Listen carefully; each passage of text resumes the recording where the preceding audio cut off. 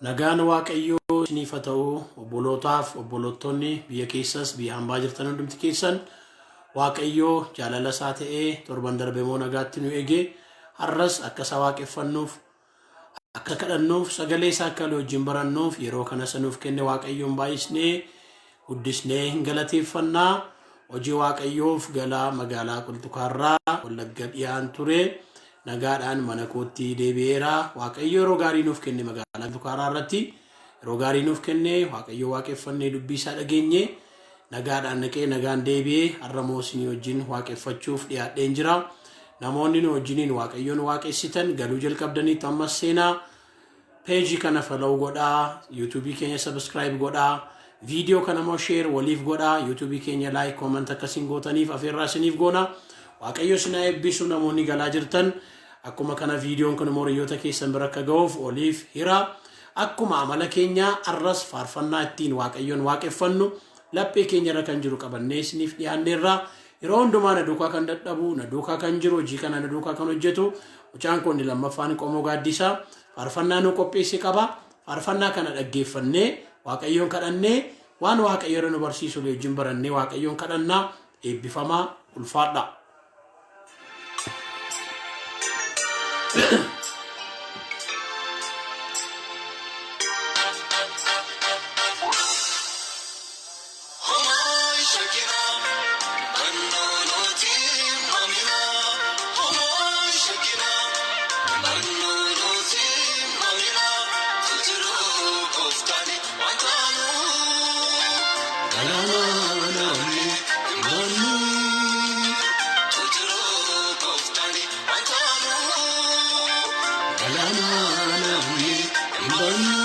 Manu Banno firra famina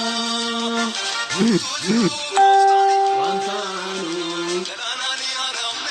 Imbanno Wantano Imbanno Gamasanati Gamasanati Gamasanati Gamasanati Gamasanati Gamasanati Hallelujah. Aman Shakina itu gofta jiru antanu.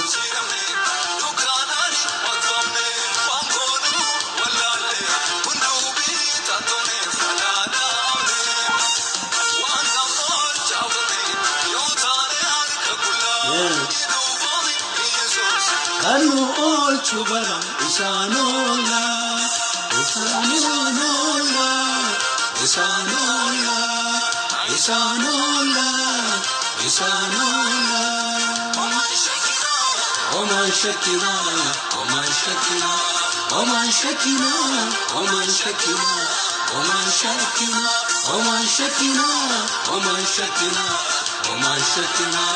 Imbannu firra famina, Wantanu,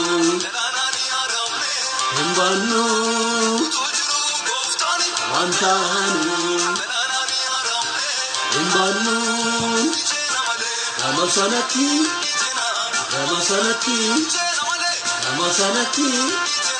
Gamasanati Nichera Nichera Aman Shakina itu goftaan jiru Wantano Nichera Ingenya lafa waaqayyo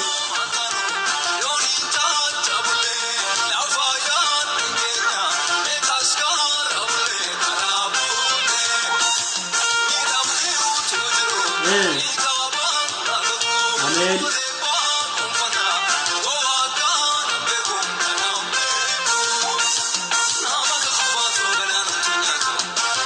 Ya se bada barsana ke nan bifatu hali ke sa gurbi wa fakati hama Ettinu yaadani ina funga'ama nama kakubatu meraanu chindatu haalli keessa jirru yoo fakkaate hama Ettinu yaadani ina funga'ama ina funga'ama ina funga'ama ina funga'ama ina funga'ama ina funga'ama ina funga'ama ina funga'ama ina funga'ama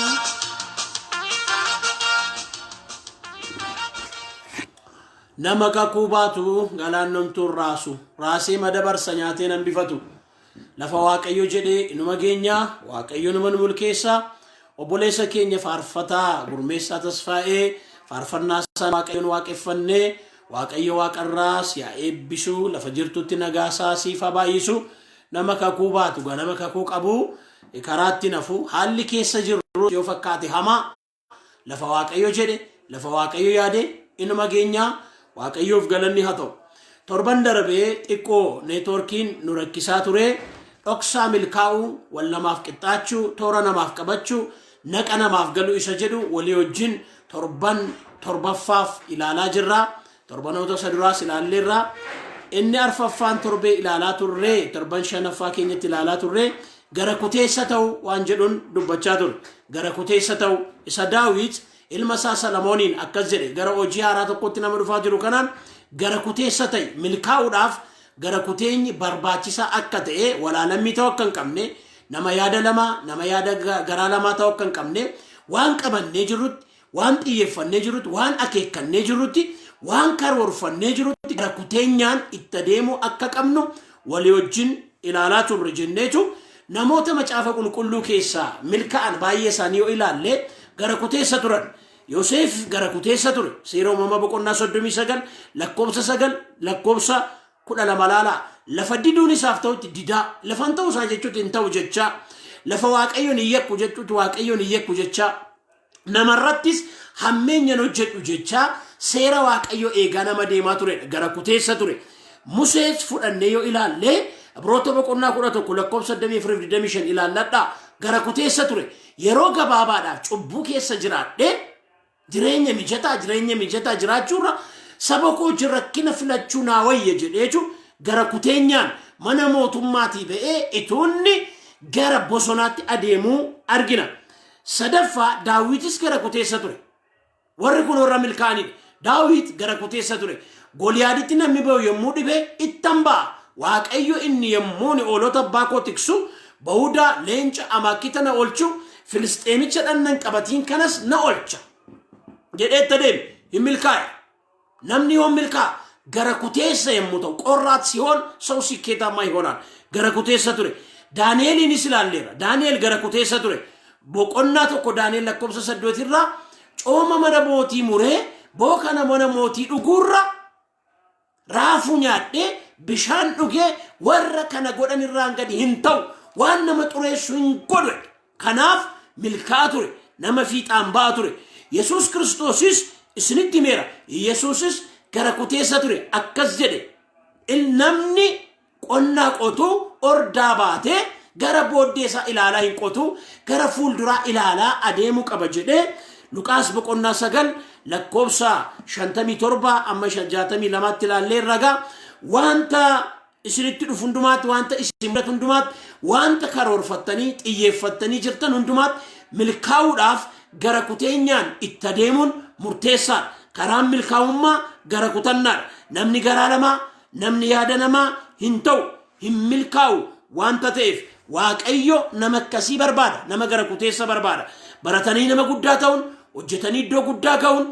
qotanii milkaa'uun karaa hundumaan milkaa'uun hin danda'ama kanaaf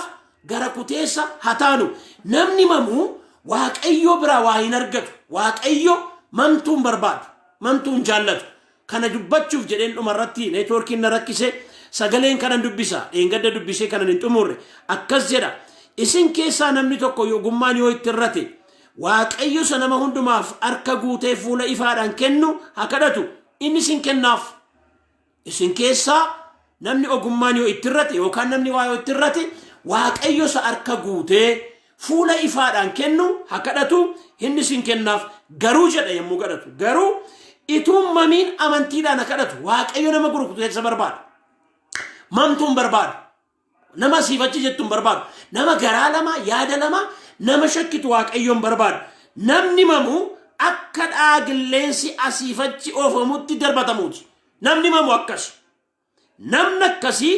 gooftaa biraa waanan argadha jedhee in eeggatiin mamtuun gargaaru waaqayyo shakkituun gargaaru waaqayyo nama asiifachi jettu waaqayyo hin gargaaru gara kuteessa waaqayyo hin gargaaru garaan namni akkasii walaalammiidha yaan isaan waanuma qabee gadi dhiisa malee iddoo tokko hin dhaabbatu namni milkaa'uudhaaf gara kuteessa ta'uu qaba torban darbe kana irratti dubbachaa ture namoonni barumsi kun isin darbe argachuu dandeessu YouTube ko luba gaaddisaa xilaawun jettanii ogaltan achirraa barumsa kanaan dura turanis argachaa dandeessu namoonni galaa jirtan waaqayyo sinaa eebbisu namoonni naa kadhadhu jettan isiniifan kadhadha ammas kadhachaan jira arrama waaqayyo maalluun jedha dhoksaa milkaa'usa jedhu isin ilaalla kadhata gabaabaa kadhanee waaqayyo waan inni itti dubbatu wajjin dhageenya haa kadhannu yaa waaqayyo hafuura qulqulluu waaqa sadan tokko anis lafan turetti ana wajjin taate obboloota wajjin turre hundumaa wajjin taate hojii keef gara magaalaa qaltu karaa deemnee yaa gooftaa hojii kee guddaa lafa sana irratti nu agarsiifteef galanni siif haa ta'u nagaan dhanne nagaan waan deebineef maqaan kee haa eebbifamu boloonni koos torban kana keessatti siin eegamanii arrammoo dubbii kee dhaga'uuf si waaqeffachuuf kunoo fuula kee duratti walitti qabamanii jiru anis isa kan keetii dubbachuuf qophaa'een jira yeroo qabnu kana keessatti nu wajjin ta'i namoota kadhadhu naa kadhadhu jedhanii asirra ka'aa jiran kanaaf siin kadhaa maqaa Yesuus Kiristoosiin ati kadhatamiif yaa gooftaa nutti dubbadhu yaada kee nu mul'isi ergaa diinaa ergaa seexanaa hafuurota garaagaraa kan nu morman immoo ati dha'i jalqabne hamma xumurutti nu wajjin ta'i wanti ta'u kun hundumtuu ulfinni isaa kan kee haa ta'u maqaa Yesuusiin ameen dhoksaa milkaa'u dhoksaa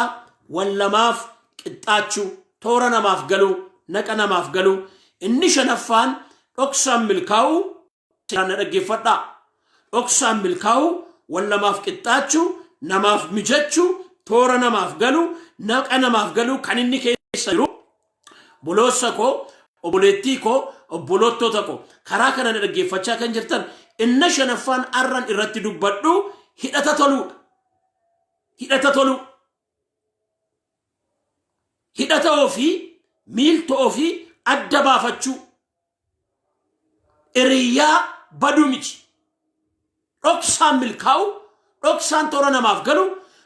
dhoksaan fiixaan ba'umsaa dhoksaan galma ga'u inna shanaffaa waaqayyo na barsiise isinitti ofii koottis dubbadhu isa kana obboloota koo hidhata toluu hidhata ofii miilto ofii adda baafachuu hiriyyaa baduu miti na dhagee haadhoo na dhagee obboleessa dubbii waaqayyoon sitti dubbachaa jira hiriyyaan nama tolcha hiriyyaan nama balleessa hidhati nama bareecha hidhati nama balleessa miiltoon nama bareecha miiltoon ofii nama balleessa kanaaf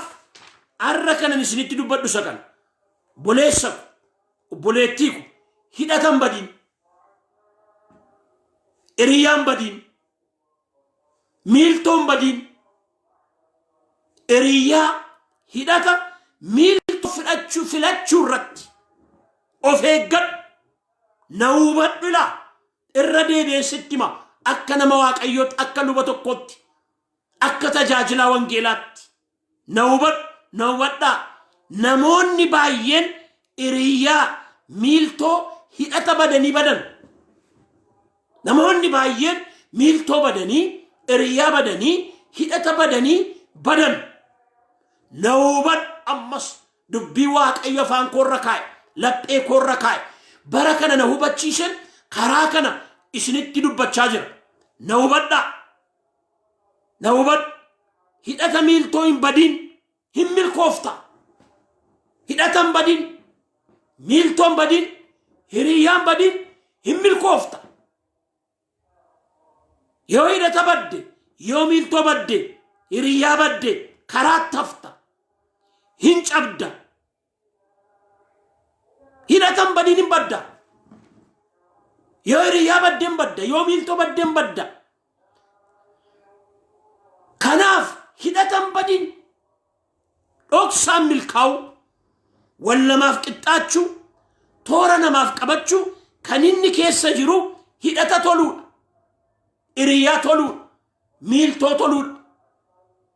ara waan baay'ee isinitti dubbadhu mee kanuma laphee keessanitti garaa keessanitti sammuu keessanitti anis nan qabadha isinis qabadhaa hidhatan badinaa miiltoon badinaa hiriyaan badinaa bolota ko beektoonni akkas jedhu hiriyaa kee miiltoo kee hidhata keenatti eenyummaa keen sitti maay namni hiriyaa isaa fakkaata namni hidhata isaa fakkaata namni miiltoo isaa fakkaata kanaaf beektoonni akkas jedhu hiriyaa keenatti hidhata keenatti miiltoo keenatti eenyummaa kee isa sirriin sitti maay namni hiriyaa isaa fakkaata namni hidhata isaa fakkaata namni miiltoo isaa fakkaata kanaaf hidhatan badiin hiriyaan badiin miiltoon badiin karaa tafta hin cabda milkaa'uuf hiriyaa toluun baay'ee barbaachisaadha oromoon immoo akkas jedha keede barbaada sabni keenya yommuu mammaaka keede mammaaka saawi arree keessa ooltuedha akkuma arree anin dubbadhu doot akkuma arree sanaa taa'e saawi harree keessa ooltu akkuma harree sanaa doot godhee dhiise akkuma sana godha maal jechuudha namni lafa olmaasaa fakkaata lafni lafa olmaasaa fakkaata macaafni qulqulluu keenya moo akkas jedha meen dubbifana dubbii waaqayyoo damma caalaa miyaa namatti tola akkas jedha macaafni qulqulluun macaafa ergaa Qorontos duraa boqonnaa 15 lakkoofsa 33 hin gowwoominaa hiriyaa gadheen amala gaarii mancaasa waa gargaaru akkas jedha macaafni keenya moo wangeelli moo akkas jedha hin gowwoomina boleetti hin gowwoomina boleessa hin gowwoomina tajaajila hin gowwoomina amantu warri namaniin iyyuu hin gowwoomina ana dabalate hin gowwoomina hiriyaa gadheen amala gaarii mancaasa amala gaarii namni qabu kan mancaasu hiriyaa gadheedha kanaaf hiriyaa filachuu miiltoo filachuu nama garaa ofii nama yaada ofii kan ta'e filachuu irratti of eeggachuu qabna hiriyaa baduun qabna hidhata baduun qabna miiltoo baduun qabna dhoksaa milkaa'u wal namaaf qixxaachuu toora namaaf qabachuu naqa namaaf galu namaaf mijachuu galma ga'u fiixaan bahiinsa argachuu xumurra ofii namaa bareedu hiriyaa toluudha hidhata toluudha miiltoo toluudha መጥፎ ጓደኛ ጥሩውን ጠባይ ያበላሻል እንጎወሚን ኤዎችን ከወልቱ ቤት ኤዎችን ከጅራቱ ቤት ኤዎችን ከባቴ ገልቱ ቤት ሂደትኬ ነመተኒ አከተ ስሪት አደባፈት ኢሪያ ገደን አመለጋሪ መንጫሰው አንተቴፍ ኢሪያን በዲን ሂደተን በዲን ሚልቶ ሂም በዲን ነማ ፉራዎችን ይወልቴ ነማ ፉራታት nama furaa faana olte nama furaa cina olte nama furaa wajjin olitti hidhata qabaatte hariiroo gaarii qabaatte tokkummaa gaarii qabaatte nama furaa otaata dhibaa wajjin olte dhibaa taata dhibaa wajjin olam dhibaa umataw barataa cimaa wajjin olte barataa cimaa taata odeessaa wajjin odeessaa taata sodaataa wajjin olte sodaataa taata hamataa wajjin olte hamataa taata nama daracha gadee qabu wajjin olte sanuma taata namni olmaasaa fakkaata namni nama wajjin hidhate fakkaata kanaaf dhoksaan milkaa'u dhoksaan fiixaan ba'u dhoksaan galma ga'u kan inni keessa jiru akka kiristaanaatti akka amanaatti akka namoota waaqayyooti innan ofii koottis isinittis dubbadhu isa kana firoota koo hidhatan badiin hiriyaan badiin miiltoon badiin namoonni baay'een hidhata badanii badan namoonni baay'een miiltoo badanii badan namoonni baay'een hiriyaa badanii badan milkaa'uu yoo barbaanne, fiixaan ba'uu yoo barbaanne, galma ga'uu yoo barbaanne hiriyaa filachuu irratti, hidhata ofii filachuu irratti of murteessuutu baay'ee barbaachisaadha. Kanaaf milkaa'uudhaaf hidhata adda baafachuun baay'ee barbaachisaadha. Dhoksaan milkaa'uu kana keessa jira. Nummoo kiristiyaanota, nummoo namoota waaqayyooti. Sagalee waaqayyo wanta nu gorsu qaba. Kiristiyaanota, amantoota, sagaleen waaqayyo wanta nu gorsu qaba obboloota. Akkas jedhamee sagalee kanas nan dubbisa. Mee dubbii kana nan dubbisa, dhaggeeffadhaa. Warri karaa kana galtanii dhaggeeffachaa jirtan namoota baay'eedhas waaqayyo sinaa eebbisu. Viidiyoo kana share godhaa, hiriyoota keessan bira akka ga'u. Yeroo hundumaa peejii kana follow godhaa. YouTube keenya subscribe godhaa, ergaa kana achirras isiniin keenya likes comments godhaa, nu bira dhaabadhaan isiniin jedha. Akkas jedha Qorontos lammaffaa boqonnaa 6 lakkoofsa 14 irraa. Warra hin amanne wajjin walitti hin hidhatinaa. Wangeela kun warra hin amanne wajjin walitti hin hidhatinaa. Hidhata keessan beeka. Nama jibbaa miti, namarraa adda ba'aa miti, nama wajjin hin jiraatinaa jechuu miti. Hidhata ofii beekuudha. Qajeelinniif jallinni maal walitti qabu? Gaaffiidha. Qajeelinniif jallinni maal walitti qabu? Ifniif dukkanni tokkummaa maalii qabu ree? Ifniif dukkanni tokkummaa maalii qabu ree? Kiristoosiif seexanii attamitti olii galu ree? Gaaffiidha kun. Inni namanne isa manne biraa qooda maalii qaba ree? Amantu, tajaajiltoota, amantoota mee dhagaa. Inni namane isa namanne biraa qooda maalii qaba? Manni qulqullummaa waaqayyoolii tolfame wajjin maal walitti walii galtee maalii qabu? Waaqayyo jiraataadha. Nus mana qulqullummaa isaati jedheetti fufu. Galanni isaaf haa ta'u. Warra amannuun, warra tajaajilluun, warra waaqayyoof saba waaqayyo irra dhaabannuun akkas jedha. Mee dubbii kanarra deebi'een dubbisa. Sagaleen kun bara durii baay'ee dubbatama, amma badaan dhageenyu. Saba waaqayyo warra hin ta'inii hidhachuurraa of eeggachiisuu isaadha. Mata dureen isaayyuu saba waaqayyo warra hin ta'initti hidhachuurraa of eeggachiisuu isaa. Hidhata ofii, miiltoo ofii, hiriyaa ofii filachuu. Warra kan waaqayyo hin ta'initti akka nun hidhannu macaafni qulqulluunis nun deeggaru, wangeellis nun deeggaru. Kun milkaa'ummaa nu dhowwata, kun fiixaan ba'umsa nu dhowwata, kun galma ga'insa nu dhowwata. Akkas jedha. Natti mi'aa'ee dubbiina. Irra deebi'een dubbisa, sinis dubbifadhaa. Qorontos lammaffaa boqonnaa 9. Sabni koo hubannaa dhabuudhaan, beekumsa dubbii waaqayyo dhabuudhaan dogoggore karaarraa kaate waan jedhuuf. Yeroo baay'ee sagalee waaqayyo wallaaluu, sagalee waaqayyo dubbifachuu, sagalee waaqayyo dhabuurraan kan ka'eti waa baay'ee dogoggora. Maal ta'a? Rakkina maalii qaba? Homaan jedhu jenna waan baay'een. Akkuma aadaa keenyatti homaan jedhu obboleessa gadheeti. Homaan jedhu. Maal ta'a kun? Akkas jedha. Warra hin amaninii wajjin walitti hin hidhatinaa. Nama amanu, warra hin amaninii wajjin walitti hin hidhatinaa. Kun wangeela. Kun dubbii waaqayyoo isa jiraataa, sagalee waaqayyooti kun. Yaada koo naasaa jira miti obboleessi kun. Obboleessa koo yaada koo naasaa jira miti. Sagalee waaqayyoon isinitti himaa jira. Walitti hin hidhatinaa jedheetu. Qajeelinniif jallinni maal walitti qabu ree? Lafa olummaa kee adda baasi. Nama wajjin oltu adda baasi. Hiriyaa kee adda baasi. Miiltoo kee adda baasi. Filannoo kee adda baasi. Qajeelinniif jallinni maal walitti? Jalloota wajjin oli. Jallaa taata. Ilaalcha isaanii jallaa, yaada isaanii jallaa, hojii isaanii isa jallaa sitti fe'u. Ifniif dukkanni maal walitti qabu?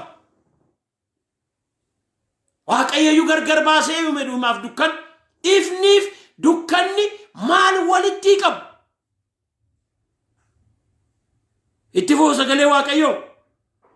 Kiristoosiif seexanni attamitti walii galare? Takka walii galeen beeku walii galuu sin danda'u. Waliin galuu samma dhumaatti. Kiristoosiif seexanni dhugaa walii galee sin jiru walii galee sin beeku walii sin galu inni namane isa manne biraa qooda maalii qaba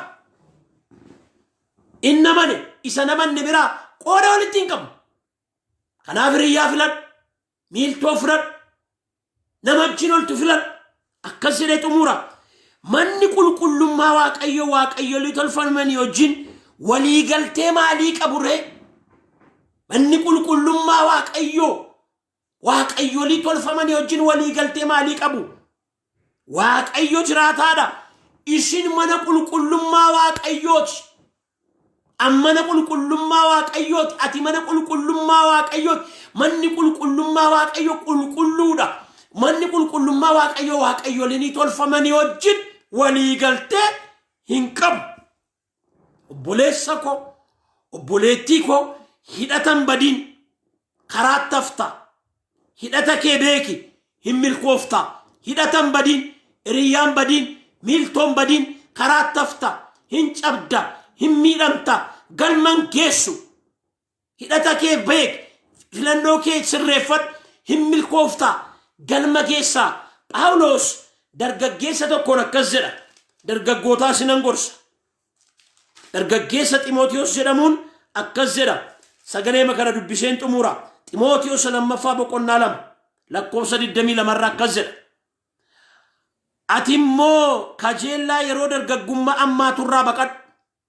jedheetu warra garaa qulqullaa'aadhaan maqaa gooftaa waammatanii wajjin qajeelina amantii jaalala duukaas bu'edha alaarran deebi'a ati immoo kajeellaa yeroo dargaggummaa irraa hammaa turraa baqadhu warra garaa qulqullaa'aadhaan maqaa gooftaa waammatanii wajjin hundumaa wajjin miti warra garaa qulqullaa'aadhaan maqaa gooftaa waammatanii wajjin dhoksaa milkaa'uu daandii milkaa'uu wal namaaf qixxaachuu toora namaaf qabachuu naqa namaaf galuu inna shanaffaa waaqayyo naaf kennu isinitti dubbachaa jiru maalidha hidhata hin badin hidhata filachuu irratti of eeggadhu miiltoo filadhu kanan isinitti dubbachuu barbaada waaqayyo sinaa eebbisu namoonni baay'een galtanii hirmaachaa jirtu viidiyoon kun hiriyoota keessan bira namoota bira akka ga'uuf sheer godhaa peejii kana hundumaa follow godhaa nu hordofaa YouTube keenya namoonni dandeessan keessas alas kan jirtan luba gaaddisaa xilaa'uun jedhaati subscribe godhaa nu gargaara waan ta'eef YouTube keenya rasiin keenya like godhaa dhoksaa milkaa'ummaa isa jedhu kutaa 7ffaan dubbachaa jira torban irraas sagalee waaqayyo dubbadheen in kadhannaa waaqayyo waaqarraa isin haa eebbisu kadhata gabaabaa walii wajjiniin godhannaa garuu itti yaada dubbii waaqayyo kan sagalee waaqayyo kana itti yaada hidhata kee beeki miiltoo kee beeki namoonni kadhannaa barbaadan waaqayyoon kadhadhaa lafa jirtanitti yaa waaqayyo waaqa hundumaan olii waaqa hundumaa gararraa yeroottis yeroo maleessas hin dubbattaa yeroo kana sagalee kee bolottoota kanatti karaa YouTube kana karaa page kana karaa FB kana galanii hirmaachaa kan jiranitti waan dubbatteef galanni siif haa ta'u hin milkooftu karaa milkaa'ummaa jettee nutti himaa jirta karaan isaas inni tokkomoo hidhata toluudha hidhata baduu miti hiriyyaa toluudha hiriyyaa baduu miti miilkoo toluudha miiltoo baduu miti nuun jette yaa waaqayyo sin eebbisa maqaan kee eebbifamu hiriyyaa gadhee nama nagaarii mancaasan nuun jedhe dubbiin kee galanni siif haa ta'u ilaa yeroo kana namoota kanarra galanii kadhachaa jiraniif sin kadha maqaa gooftaa maqaa Yesuus Kiristoosiin milkaa'an toora babbaanii jiranitti daandii bolk baanii jiranitti waan qabatanii jiranti yaa gooftaa kan milkaa'an haa ta'an sagalee kee dudduba yeroo hundumaa jirtaati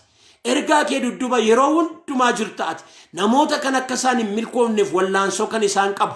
akka isaan fiixaan hin baane akka isaan galman geenye akka isaan ijan godhanne akka isaan daraaranii hudhan ijan godhanne kan godhu maqaa gooftaa Yesuus Kiristoosiin dura isaaniitii kan cabe haa ta'u namoota lola qaban irraa cabsi namoota lolli addaarra jiru yaa gooftaa roo kana sin kadha ati waaqayyo qilleensarra karaa qabda duumessarra karaa qabda yeroo gabaabaa keessatti waa hojjechuu dandeessa maqaa gooftaa maqaa Yesuus Kiristoosiin irraa haa cabu yaa waaqayyo warra baratan milkeessi warra qotan milkeessi warra daldalan bilkeessi biyya keessas biyya alaas kan jiran karaa beejii kana galanii gooftaa sagalee kee dhaga'aa kan jiran karaa YouTube kana karaa FB kana galanii dhaga'aa kan jiran viidiyoon kun karaa garagaraa isaan bira ga'ee gooftaa dhaggeeffachaa kan jiran maqaa Yesuusiin amilkaan maqaa Yesuusiin amilkaan naanis milkeessi buloota kanas milkeessi milkaa'ummaa kan nu dhawwatu karaatti kan nu ambisu maqaa Yesuus Kiristoosiin lafa jiru kan rukutame haa ta'u yaa Waaqayyo biyya keenyas yaadadhu nagaa biyya keenyaa iddootti nuu deebisi ummata beelee ummata rakkate ummata waan godhu wallaale kana yaa Waaqayyo waaqarraa ati isa yaadadhu saba kanaaf ati loli ati falmi dhugaa saba kanaa ati baasi yaa gooftaa gidduu kana obboloonni baay'een yaa Waaqayyo balaa konkolaataadhaan miidhamanii jiru namoonni jaallatamoonni namoonni waldaa kan ta'ani yaa gooftaa sin kadha maatii isaaniif jajjabina laadhu waldaa isaaniif jajjabina laadhu yaa Waaqayyo karaa garagaraa isa ba'ee jiru du'a kana moo nurraa dha'i du'a yaa Waaqayyo ba'ee jiru kanatti nurraa dha'i yaa gooftaa covididhaan balaa konkolaataatiin dhibee garagaraatiin du'a yeroo malee du'a kan jiran du'a yeroo malee gaadamaa kan jiran hunduma keenyarraa maqaa Yesuus isa du'a mo'ee ka'een humni du'aa kan rukutame haa ta'u